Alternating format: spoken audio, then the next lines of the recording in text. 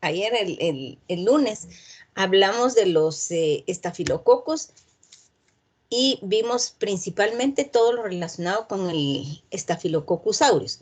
En este caso vamos a hablar del Streptococcus. Las características de estos es que también son cocos inmóviles, anaerobios facultativos. Estos se agrupan en cadenas o parejas, a diferencia de los estafilococos que son en grupos. Son catalasa negativos. Se recuerdan que esta es una prueba importante para hacer la separación entre el género Staphylococcus y Streptococcus. Y aquí tenemos varias especies de interés clínico. Está el Streptococcus beta hemolítico del grupo A, que es el Streptococcus pyogenes, Streptococcus agalactiae y Streptococcus pneumoniae.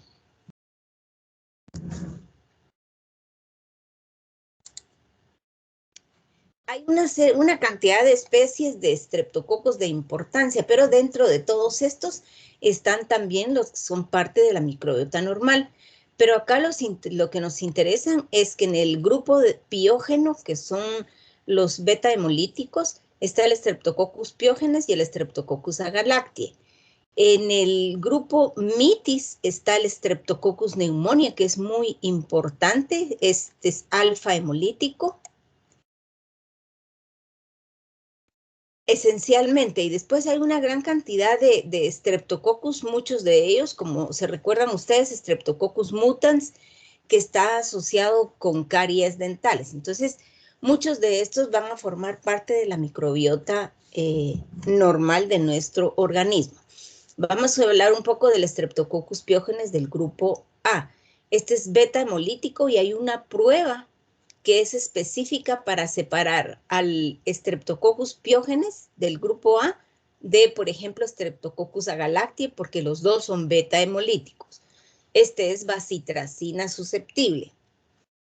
Dentro de los factores de virulencia hay varios. Está la capacidad de adhesión a la superficie de las células del organismo anfitrión, o sea, a las células del hospedero, la capacidad de invasión, capacidad de evitar la opsonización y fagocitosis, o sea, es un factor importante porque bloquea la capacidad de los leucocitos de destruir a la bacteria y también tiene la capacidad de producción de toxinas y enzimas. Entonces, hay una serie de factores de virulencia que tampoco voy a entrar en detalle en cuál es el efecto que causa en el organismo, pero sí les voy a contar que uno de los principales factores de virulencia que tiene el Streptococcus pyogenes es la proteína M, que esta es una proteína localizada en la superficie y es el principal factor de virulencia de Streptococcus pyogenes. Está el ácido lipoteicoico, la proteína F, un factor de opacidad, el peptidoglucano, que ese es común a todos los gram positivo. Tiene la streptolicina O. Este es importante porque esta streptolicina O es cardiotóxica.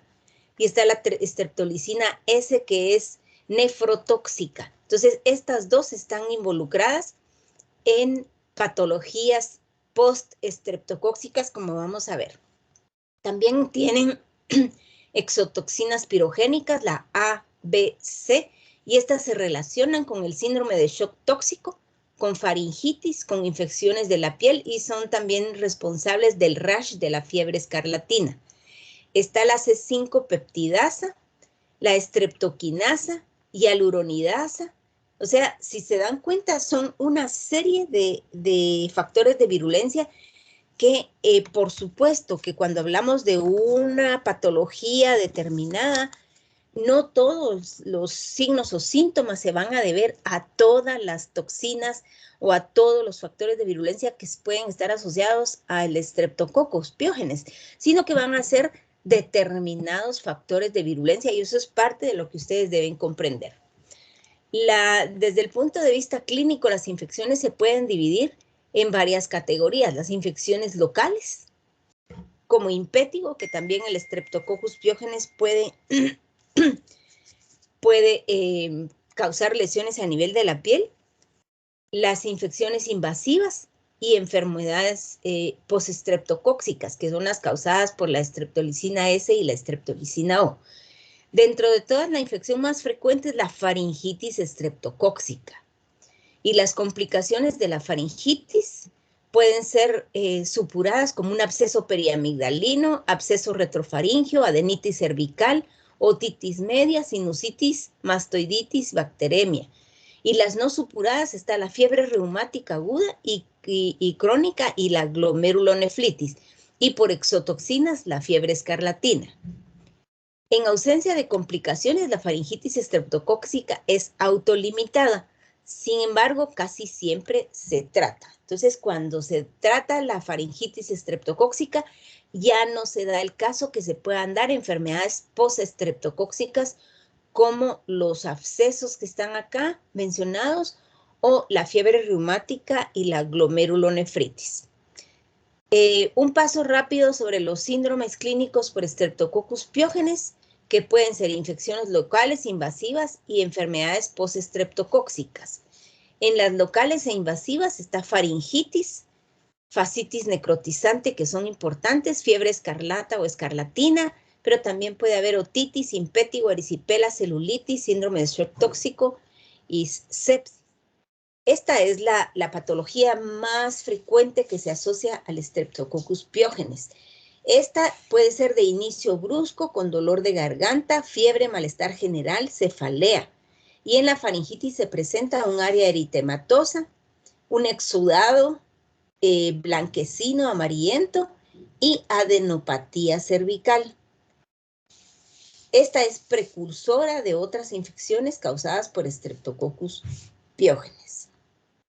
La fascitis necrotizante, que esta ya es una situación mucho más seria causada por el Streptococcus pyogenes. A esta se le ha conocido como la bacteria come carne porque causa lesiones como estas que estamos viendo acá. Es una infección profunda de la piel con rápida progresión que afecta el tejido no solo cutáneo, sino que subcutáneo. Hay necrosis del tejido graso y fascia, y se caracteriza por extensa destrucción del tejido muscular y adiposo. Inicialmente puede presentarse como una celulitis con posterior formación de ampollas y necrosis del área afectada. Se puede presentar en recién nacidos e infantes inmunosupresos, pero también no necesariamente tiene que estar la persona inmunocomprometida, sino que puede ser por alguna situación que inicie con una lesión leve a nivel de la piel. Todo depende si ese estafilococo tiene las toxinas asociadas a este síndrome. La escarlatina, que está relacionada con la presencia de exotoxinas pirógenas. Se inicia en el tronco, se extiende a las extremidades, se presenta como un eritema difuso maculopapular que da la impresión como que fuera sarampión o rubiola. Esta es una complicación de faringitis. La lengua puede estar cubierta de un exudado blanco amarillento y presentar como lengua en frambuesa. Es importante establecer diagnóstico diferencial con eritema multiforme y con los exantemas virales. Entonces, esta es generalmente como una consecuencia de una lesión primaria a nivel del tracto respiratorio superior. Luego tenemos el síndrome de shock tóxico, del cual ya habíamos hablado en el caso del Staphylococcus.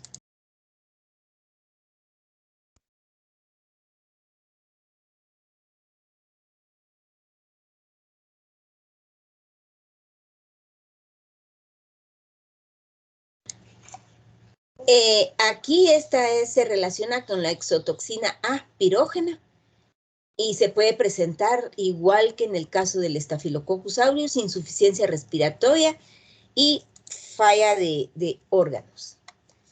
Dentro de las enfermedades postestreptocóxicas está la fiebre reumática y la glomerulonefritis. La fiebre reumática se asocia con una faringitis previa por estreptococos, y esto es importante, mientras que la glomerulonefritis se relaciona con una infección faríngea o cutánea previa al microorganismo. Entonces, cuando hablamos de fiebre reumática, tiene que haber existido previamente una amigdalitis.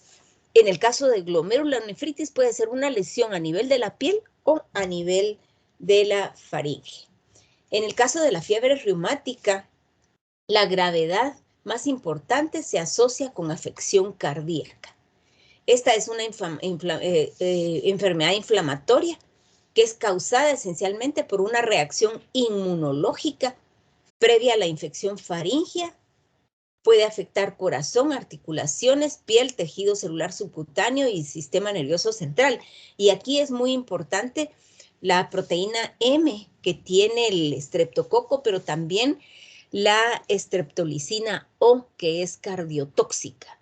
Entonces, aquí se presentan una serie de aspectos clínicos muy importantes, los criterios mayores, que es la poliartritis, corea de Sidemann, carditis, nódulos subcutáneos, eritema marginado. Y dentro de los criterios menores hay fiebre, intervalo prolongado en el electrocardiograma, elevación de la PCR y de la velocidad de sedimentación.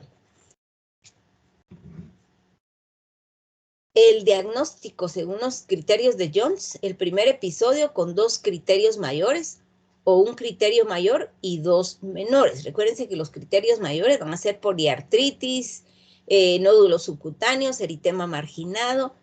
Entonces, esta es la forma como se contribuye al diagnóstico de este tipo de patología. Pero un dato importante es que pueda estar asociado a la presencia de streptolicina O y con un proceso previo de infección faríngea.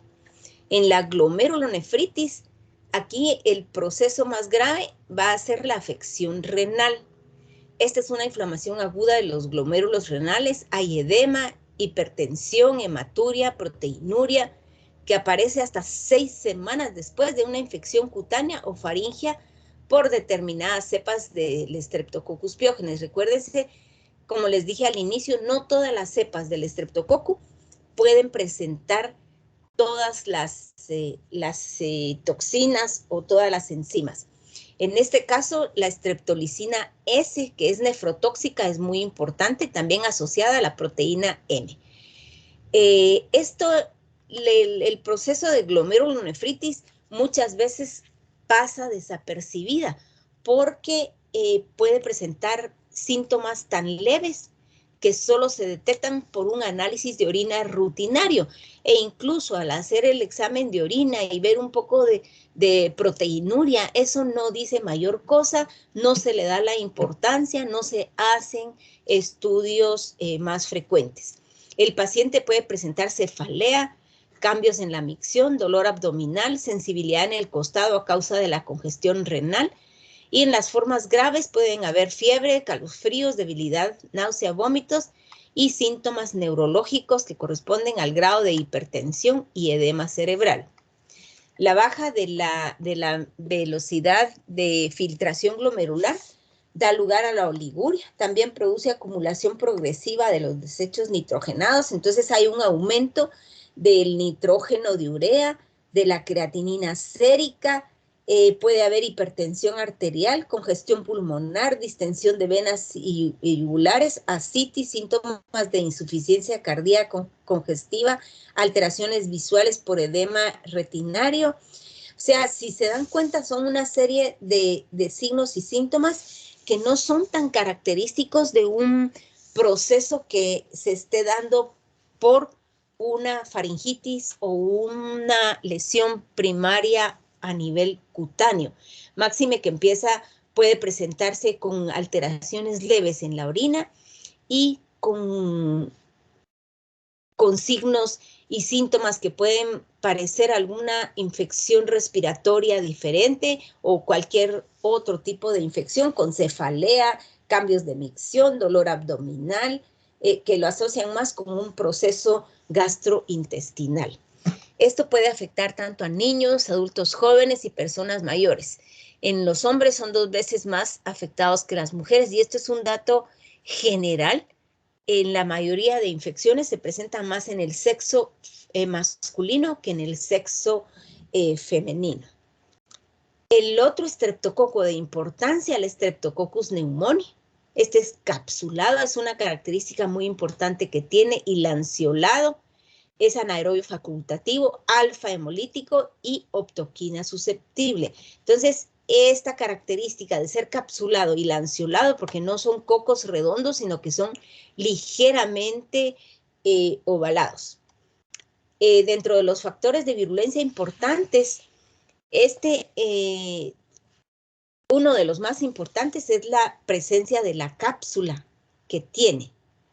Esta cápsula le confiere patogenicidad, ya que inhibe la fagocitosis, y esto permite que el estreptococo crezca libremente en tejidos, dando lugar a un proceso inflamatorio. Dentro de los factores de virulencia ya específicos está la cápsula, el ácido lipoteicoico, los pili, neumolicina, que es una proteína con actividad citotóxica, la autolicina, la neuraminidasa, que es una enzima que está presente en todos los serotipos de neumococos, la proteína A de superficie, que es inmunogénica, la proteína de superficie C, la IgA proteasa, que esta va a interferir con los mecanismos defensivos del hospedero, y las principales patologías de Streptococcus pneumoniae. Recuérdense que Streptococcus pneumoniae forma parte de la microbiota normal del tracto respiratorio superior. Entonces, este es uno de los microorganismos que solo espera el momento adecuado en la que existe una baja de la respuesta inmune o algún otro factor que vuelva susceptible al hospedero para iniciar un proceso.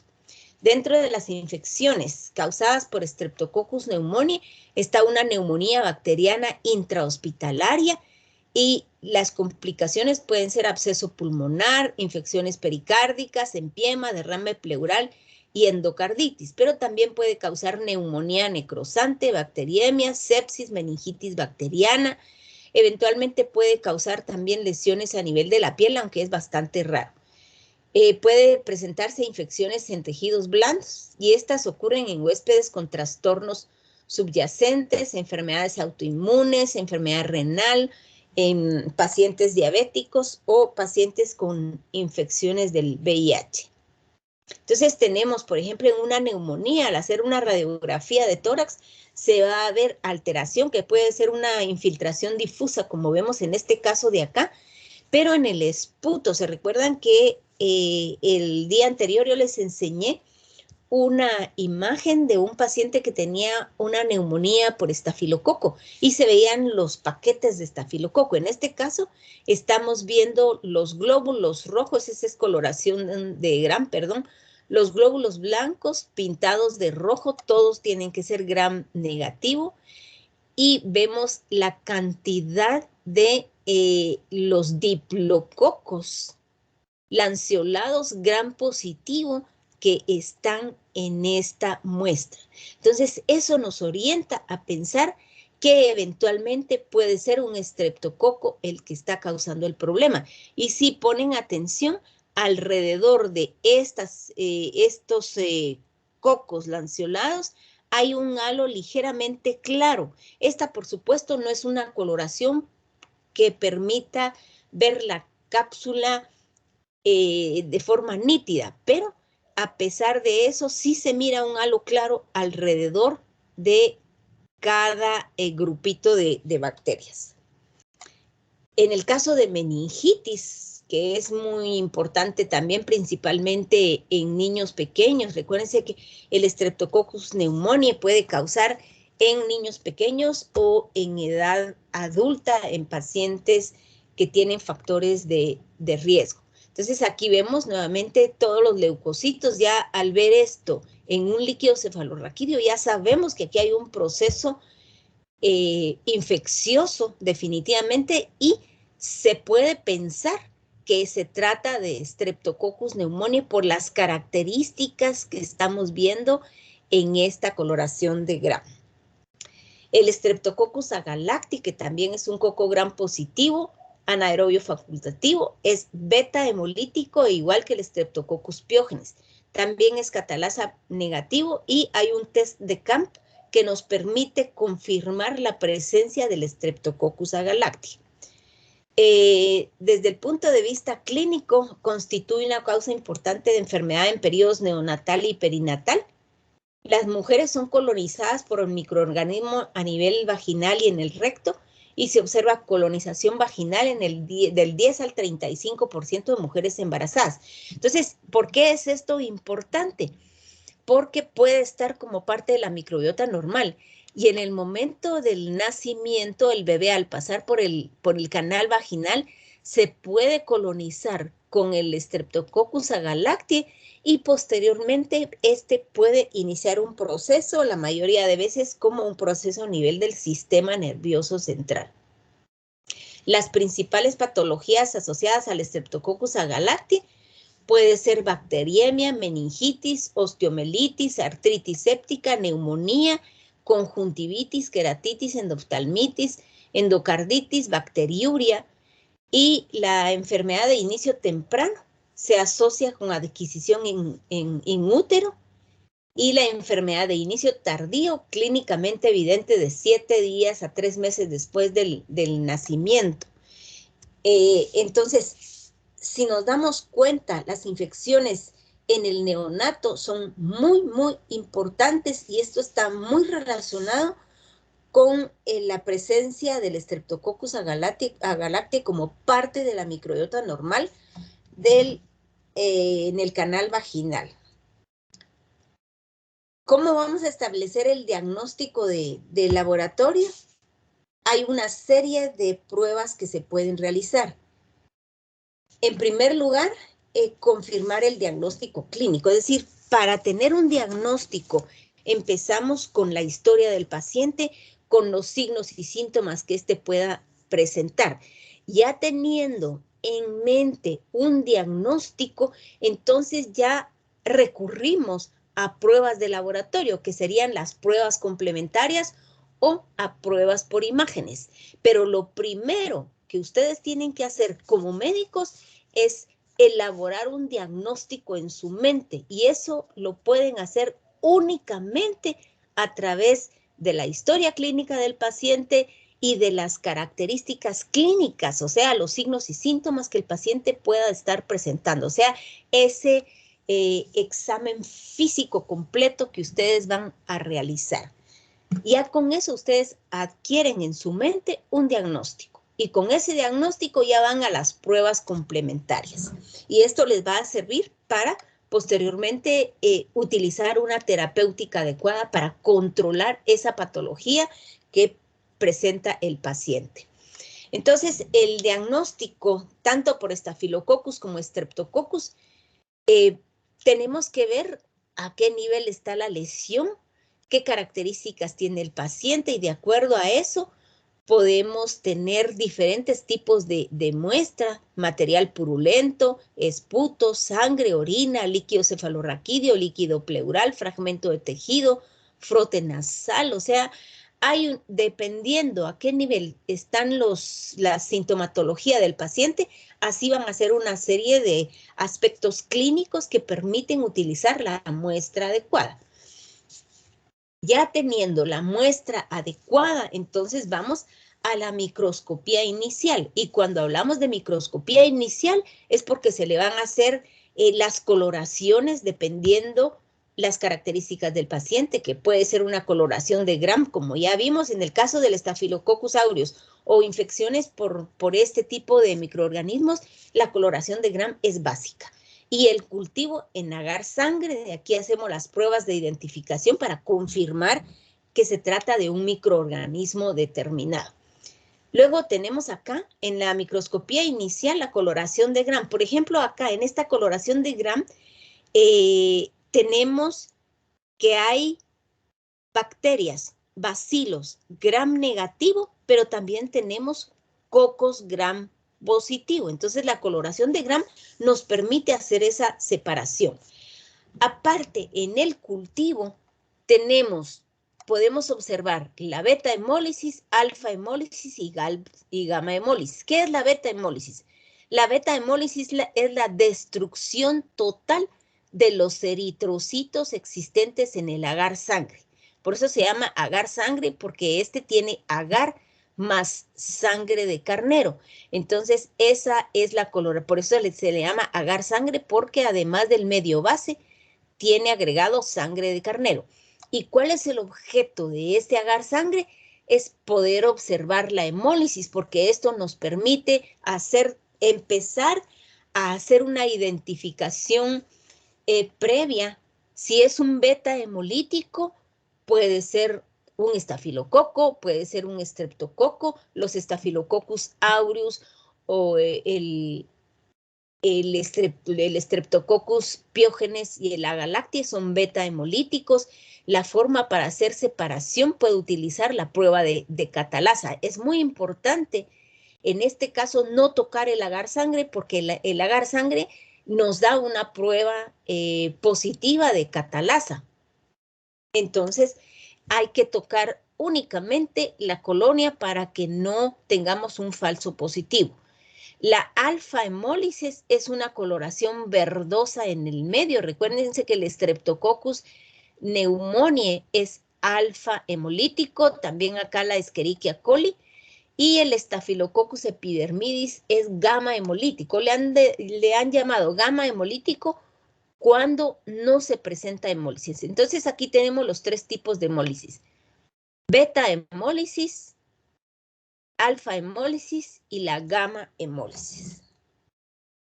Otras pruebas de identificación: la catalasa, que diferencia estreptococos de los estafilococos; la prueba de coagulasa, que nos va a permitir distinguir Staphylococcus aureus de las otras especies, porque las otras especies son coagulasa negativo. Entonces tenemos una serie de pruebas acá que nos permiten ir haciendo la confirmación de la especie de qué se trata.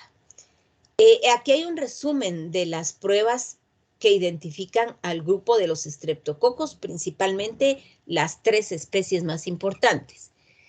En el agar sangre vemos la hemólisis. El Streptococcus pyogenes es beta hemólisis, lo mismo que el Streptococcus agalactiae. El Streptococcus pneumoniae es alfa hemolítico. Los tres son catalasa negativo. La prueba de optoquina es una prueba específica que nos identifica a Streptococcus pneumoniae. Por eso se dice que es sensible a la optoquina, mientras que Streptococcus pyogenes y agalactiae son resistentes. La bacitracina es sensible únicamente a Streptococcus pyogenes y es resistente a Streptococcus pneumoniae y agalactiae. Y la prueba de CAMP solo es positiva para Streptococcus agalactiae. Entonces, aquí tenemos un resumen de las pruebas más importantes para establecer la identificación. Aquí hay una forma de cómo se mira la prueba de catalasa, que es utilizando peróxido de hidrógeno. Se le agrega una gotita a una pequeñísima porción de la colonia que ya se puso, de la colonia que queremos investigar, que se colocó en un portaobjeto, y entonces si es catalasa positivo, entonces se van a formar grumos, no, perdón, se van a formar burbujas, porque se está desprendiendo el oxígeno y se está formando agua. Entonces miraríamos formación de burbujas. Y la prueba de coagulasa, que es específica para el Streptococcus, para el Staphylococcus aureus, en la que se ve formación de un coágulo, mientras que si es Staphylococcus epidermidis no se forma el coágulo. Esas son pruebas que nos van permitiendo hacer la separación. La prueba de novomiosina, que es otra que confirma la presencia de Staphylococcus epidermidis. Aquí están las hemólisis que ya les había dicho. Esto sí es importante. En el grupo de Streptococcus pneumoniae hay una cepa virulenta y una cepa no virulenta. La cepa virulenta es la que tiene la cápsula y entonces su colonia se ve así como esto, brillante, mucoide, mientras que cuando es no virulenta, la cepa es aplanada, umbilicada. Eso nos está indicando que no tiene la cápsula. Esta es la prueba de autoquina del Streptococcus pneumoniae. Esta es la prueba de bacitracina para el Streptococcus pyogenes, en donde ven aquí un halo de inhibición alrededor del disco de bacitracina, que también se le conoce como taxo A. Esto nos indica que es Streptococcus pyogenes, o sea, el estreptococo beta hemolítico del grupo A. Aquí se colocó también Streptococcus agalactiae y no hay un halo de inhibición. Y ya por último, con el Streptococcus agalactiae, esta es la prueba de Camp, en la que se pone una línea central de Staphylococcus aureus, que se dice que es de doble hemólisis, porque tenemos acá la hemólisis beta que vemos, pero hay, no sé si pueden apreciar, una hemólisis como una leve hemólisis alfa que se mira alrededor. Entonces se siembra de manera perpendicular la cepa sospechosa de Streptococcus agalactiae y se forma esta, a las 24 horas se forma esta como punta de flecha. Esa nos confirma que se trata de Streptococcus agalactiae.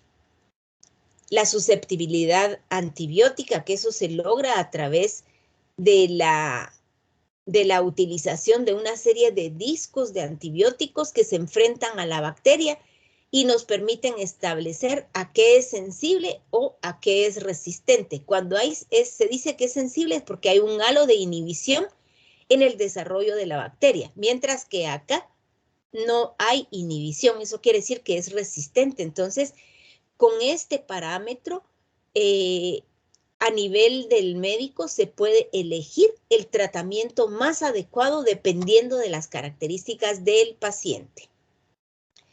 Es importante recordar que el Staphylococcus aureus puede ser resistente a la meticilina también, y esto es en cepas nosocomiales. Recuérdense que las cepas de Staphylococcus aureus pueden ir cobrando cierta resistencia por la presencia de la beta-lactamasa, y entonces lo hace resistente a la penicilina. Cuando es resistente a la penicilina se empieza a utilizar la meticilina, pero resulta que posterior a la creación de la meticilina, también el Staphylococcus aureus empezó a tener resistencia a la meticilina. Entonces, ya son cepas multiresistentes que la mayoría de veces son intrahospitalarias y es cuando nos da un poco más de problema para el tratamiento de los pacientes. Bueno, les voy a dejar hasta acá. ¿Tienen alguna duda, alguna pregunta?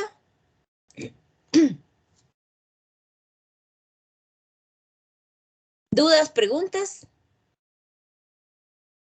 Creo que no, doctora. Bueno, espero que hayan puesto mucha atención. Ahorita son las 7:34. Les voy a pasar lista rápidamente. Lisa Fernanda. ¿No está? Bueno. María José Álvarez. Presente, doctora. Gracias. María Fernanda Archila. Presente. Gracias. María Belén Ávila. Presente. Gracias. Jorge Andrés. Jorge Andrés Valcárcel. Presente. Gracias. Melanie. Presente. Feliz día. Gracias. Saraí Jessica. O Sara y Jessica, yo siempre le estoy cambiando el nombre. Teresita. Presente. Gracias. Natalia María. Presente, doctora. Gracias. Juan Diego. Juan Diego. Elvi Mariana. Presente. Gracias. Bárbara Alejandra. Presente, doctora. Feliz día. Gracias igualmente. Fernando André. Presente, doctora. Gracias. Karen Minet.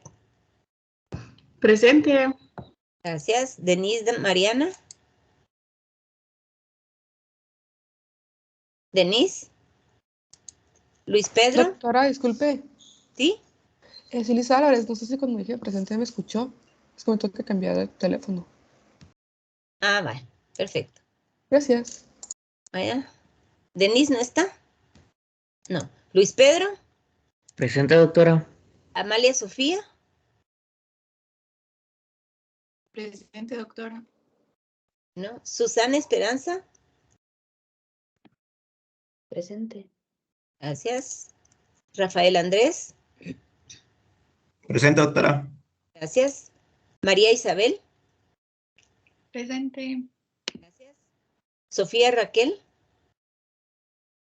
Presente, doctora. Gracias. Meredith. Presente, doctora. Gracias. Arturo Emilio. Presente, doctora. Gracias. Estuardo Andrés. Presente, doctora. Gracias. María José. Hola doctora, acá estoy. Solo mire, yo me comuniqué con Denise Diegues y me acaba de decir que se cayó la señal en su casa, que se está tratando de conectar, pero que por eso no le pudo contestar cuando la llamó. Va, perfecto. Ana Paulina. Presente, doctora. Gracias. Itaisa Betsabe. Presente. Gracias. Débora Paulina. Presente, doctora. Gracias. Astrid Sofía. Presente, doctora. Gracias. Axel Daniel. Presente, doctora. Gracias. Ana Isabel. Ana Isabel. Fernanda Sofía. Presente, doctora. Gracias. María del Pilar. Presente, doctora. Gracias. Lourdes Renata. Buenos días, doctora. Presente. Buenos días. Adriana Isabel. Presente, doctora. Gracias. Wagner Eliu. Presente, doctora. Gracias. Gabriela Eunice.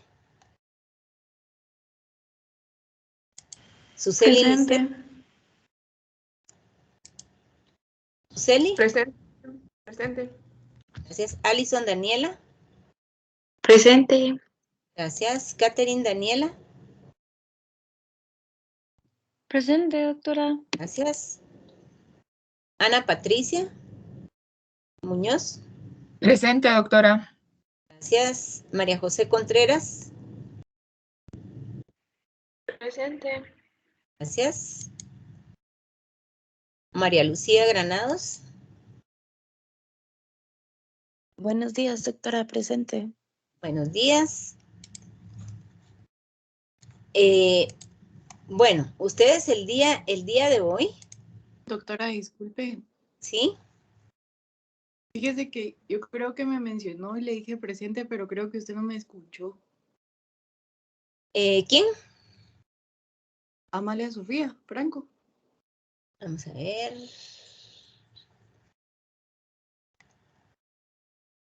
Sí, sí la tengo. Sí la escuché. Ah, bueno. Doctora, Bueno, disculpe, gracias. yo también, yo, o sea, escribí que si alguien le podía decir que tenía mala conexión para Denise. internet. Sí, doctora, disculpe. Perfecto. Bueno. Por favor, ahorita tienen ustedes 30, 40, 50 minutos para trabajar el primer caso clínico.